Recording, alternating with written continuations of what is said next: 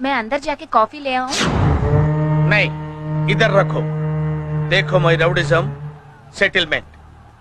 చెప్పు. వారం రోజులైంది జిమ్కెళ్ళి.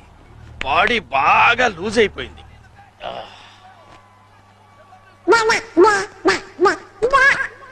ఏదో తేడాగా ఉందేంటి?